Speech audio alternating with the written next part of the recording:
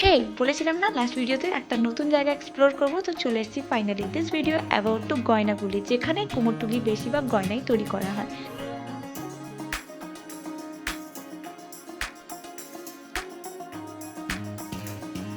এটা হলো গড়ানহাটা মার্কেট, যেটাকে ইমিটেশন হোলসেল মার্কেটও বলা হয় নর্থ কলকাতায়। এখানে বাড়ি ঠাকুরের থেকে নিয়ে মন্দিরের প্রতিমা পর্যন্ত সব রকমই মুকুট তোমরা এখানে পেয়ে যেতে পারো। বিভিন্ন ধরনের জুয়েলারি সেটও পেয়ে যেতে পারো। গোপালের বাঁশির থেকে নিয়ে সমস্ত জিনিস পেয়ে যেতে পারো। আর এখানে বাচ্চাদের জন্য সাজাবার জন্য চুড়ি, ঠাকুরের চুড়ি, বিভিন্ন ধরনের জুয়েলারি এখানে পেয়ে যেতে পারো, সে আবার হোলসেল প্রাইসের মধ্যে। এখানে জুয়েলারিগুলো এখানকারই শিল্পরা নিজের হাতে খুব ভালোভাবে এগুলোকে নিখুঁতভাবে বানিয়ে থাকে জুয়েলারিগুলো।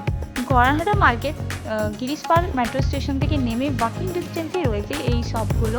আর হ্যাঁ, তোমরা যদি আসতে চাও তাহলে একটু তাড়াতাড়ির মধ্যে এসো, কারণ সন্ধ্যে প্রায় 5টা, 5:30, 6টার সময় দোকানগুলি বন্ধ হয়ে যায়।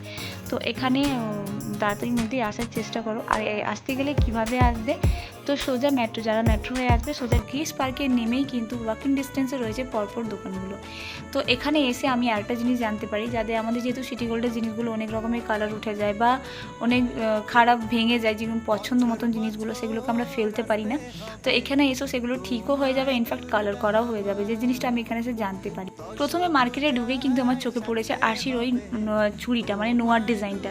তো আমার ওটা দেখে ভীষণ ভালো লেগেছিলো। তো আমি এখন প্রথম আমি ওই কাকিমার সাথেই কথা বলছিলাম যে আরশির অন্নপ্রাশনের সময় সেরকম আমার কোনো জুয়েলারি নেওয়া হয়নি আরশির জন্য।